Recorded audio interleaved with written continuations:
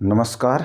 आप सभी को, सभी छात्र छात्राओं को जो यूपी बोर्ड की परीक्षा में इस बार सम्मिलित हो रहे हैं, उन सभी को अग्रिम बधाई और शुभकामनाएं। छात्रों, हम इस दूसरी वीडियो के सेशन में मैं आपसे जुड़ा हूं और इसमें हम बात करेंगे कि आप परीक्षा के पहले और परीक्षा के एक दिन बाद के अपने सारे शेड्यूल को किस तरीके से मैनेज करें। और हम आपको बताएंगे कि परीक्षा में आपको बिना किसी तनाव के परीक्षा में सहभागी होना है और अपनी सहभागिता को दर्ज कराना है। तो छात्रों, जैसा कि आपको पता है कि आपकी पठन और पाठन की तैयारियां हो चुकी होंगी, अर्थात आपका जितना भी सिलेबस था और सिलेबस के अकॉर्डिंग जो भी आपको पढ़ना था और वो पढ़ाइयाँ हो चुकी होंगी। लेकिन आज परीक्षा के एक दिन पहले का ये समय आपके लिए थोड़ी निर्णायक समय होगी और चैलेंजिंग समय होगी।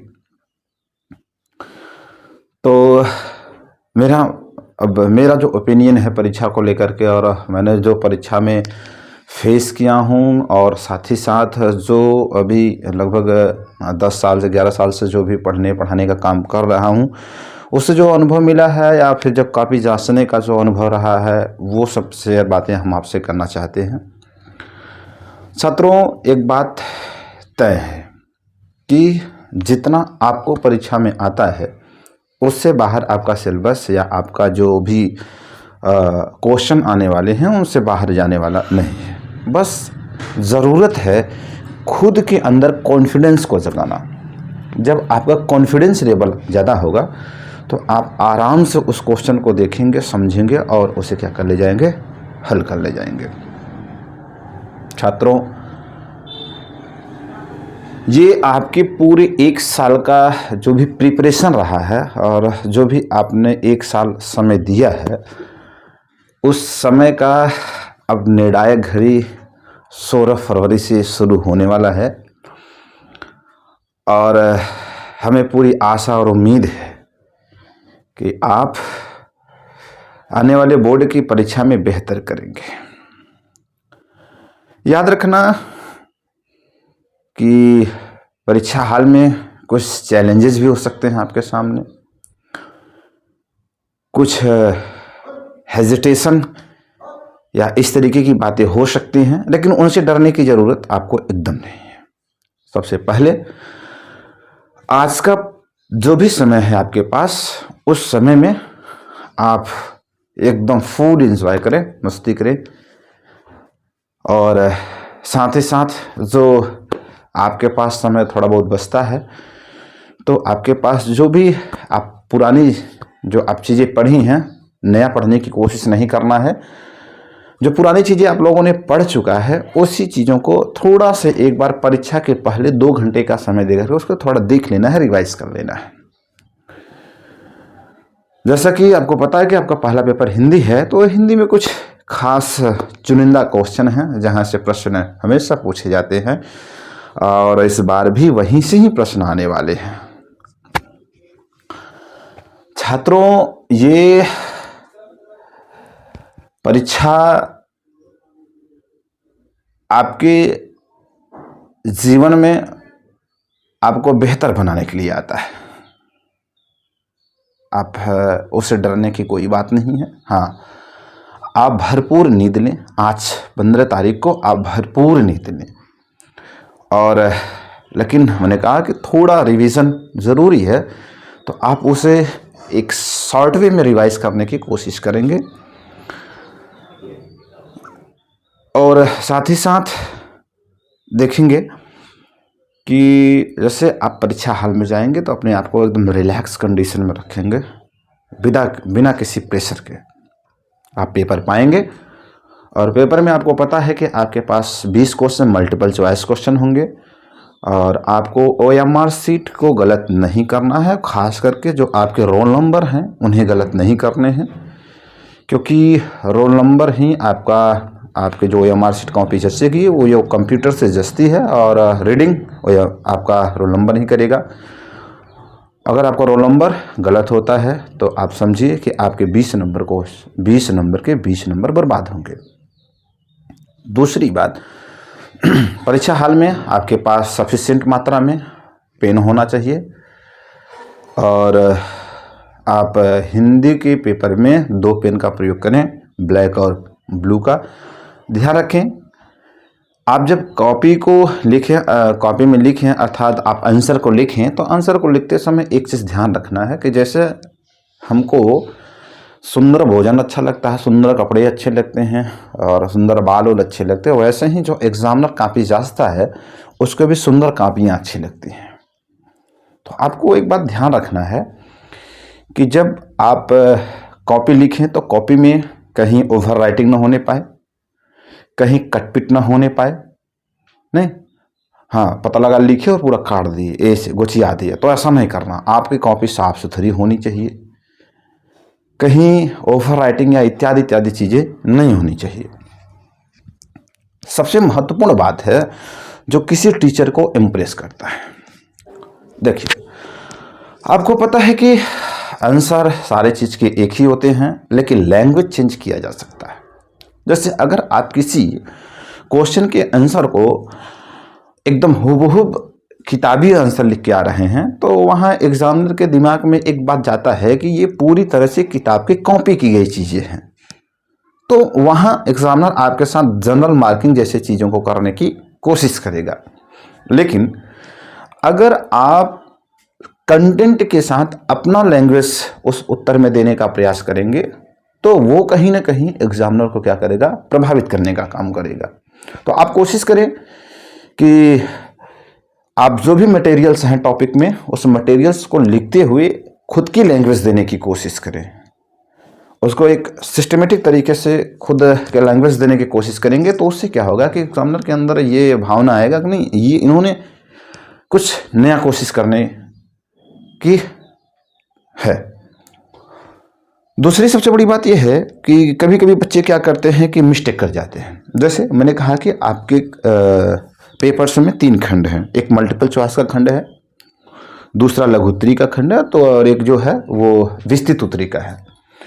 तो आपको एक बात ध्यान रखना है, जो शब्द लिमिट है, आपको अगर आंसर 250 वर्ड्स में मांगा है, 250 शब्दों में 250 शब्दों में मांगा है, तो आप 250 शब्द में ही आंसर देने की कोशिश करें। अगर 350 वर्ड में मांगा है तो आप 350 वर्ड में देने की कोशिश करें।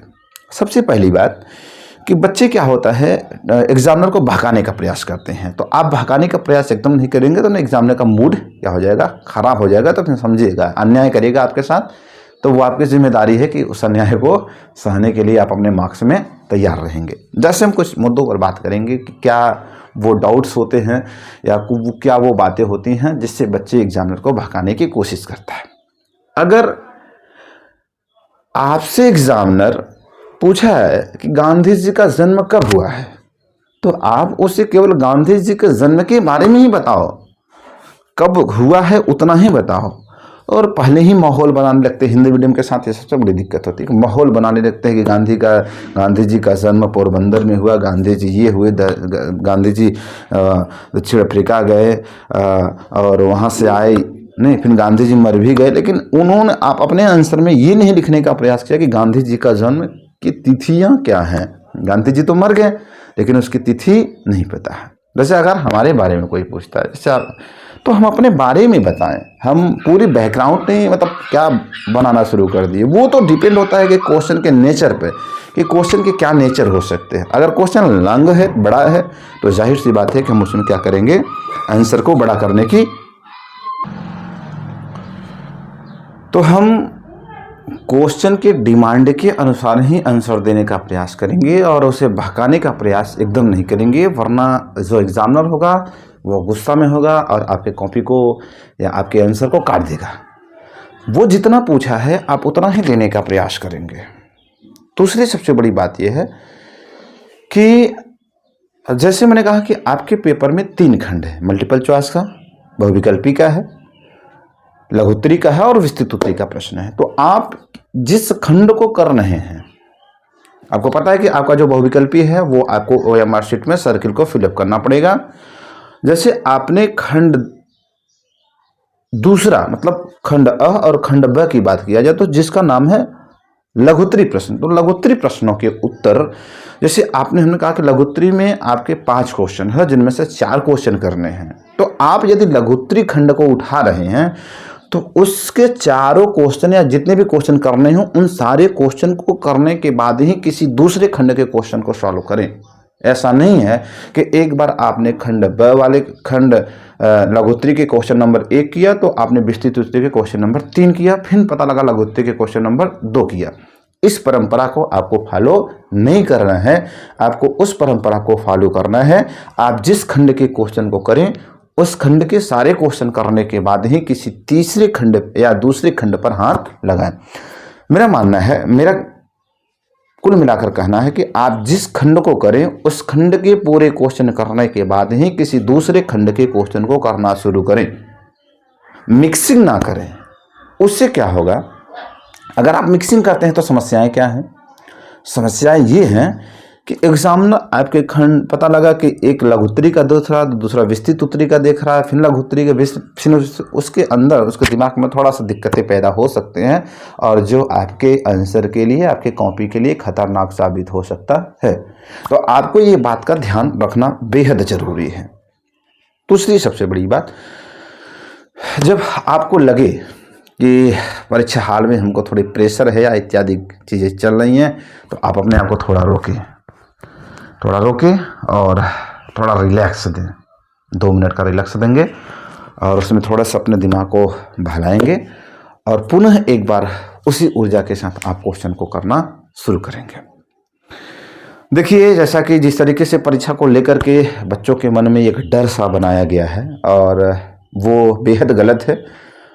मेरा मानना है कि जो भी बच्चे पढ़े हैं अब तक और जो भी क्वेश्चन उनके द्वारा परीक्षा हाल में बोर्ड के द्वारा पूछा जाएगा वो उसे बेहतर तरीके से करेंगे। और देखिए, सरकार अपनी छवि को बचाने के लिए भाई वो भी प्रयास कर रही है, लेकिन आप ध्यान रखेंगे कि किसी भी प्रकार से आपको डरने की ज़रूरत नहीं है। ये कि आप योद्धा हैं और आपके अंदर वो ताकत है कि आप बड़े से बड़े पहाड़ को भी चंद समय में धराशायी कर सकते हैं। बड़े से बड़े लक्ष्य को छोटे से ही प्रयास में ही आप पा सकते हैं। हम भारत जैसे देश में हैं जहां प्रतिभा एक हीरे की तरह छिपी होती है ना, कोयले के खदानों में जैसे छिपी होती है, वैसे ही क्या होता है हमारे यहाँ भी छिपी है प्रतिभा। तो आपको डरने की ज़रूरत एकदम नहीं है और ये आपसे वादा करता हूँ कि मैं 100% ये कह रहा हूँ कि आप जो पढ़ के जाएंगे वही प्रश्न परीक्षा में आएंगे, लेकिन आपको बेहतर तरीके से पढ़ना होगा। बात यहाँ पर यह है, एक कहावत है कि लहरों से नौका पार नहीं होता, कोशिश करने वालों की हार नहीं होता। तो ध्यान रखेंगे, ये सब बातें हैं जो आपसे शेयर करना है। थोड़े बहुत बात भी हम आपसे शेयर करते रहेंगे, लेकिन आप एक बात ध्यान रखेंगे, जब आप मेरी वीडियोस लास्ट तक देखें आप लोग, जब आप जाएंगे परीक्षा हाल में उससे पहले आप अपने घर अपने माता और पिता का आशीर्वाद जरूर लेकर जाएंगे, क्योंकि प्रेशर के समय वही आपका कल्याण करने वाले हैं, वही आपको किनारे लगाने वाले हैं। तो ध्यान रखें सभी छात्र छात्राओं, फिर से आप सभी को एक बार अग्रिम बधाई और शुभकामनाएं मैं प्रेषित करता हूं और मुझे 100% आशा और विश्वास है कि आप सभी योद्धा, आप सभी अर्जुन इस बोर्ड की परीक्षा महाभारत जैसे युद्ध को चंद समय में उसको स्वरूप को बदल कर रख देंगे। और आप जब आपका रिजल्ट आएगा तो आप हमें ज़रूर याद करेंगे। इस डिस्कशन के तीसरे खास सेमिनार में या डिस्कशन में मैं आपसे रात 8 बजे जुड़ूंगा और आप देखना ना भूलें। तब तक के लिए बहुत बहुत धन्यवाद और प्रभु से यही विनती करता हूँ कि आपको परीक्षा जितने दिन तक चले उस दिन स्वस्थ, मस्त और ज़बरदस्त रखें। साथ ही साथ आपको चीज़ों की पढ़ने, समझने और सीखने की अपार क्षमता प्रदान करें, जिससे आप अपने निकट भविष्य में बेहतर कर सकें। अगर आप वीडियोस अच्छा लगता है तो हमारे चैनल को सब्सक्राइब, लाइक और शेयर ज़रूर करें और कमेंट करना भी ना भूलें। धन्यवाद, बहुत बहुत धन्यवाद आप सभी योद्धाओं को।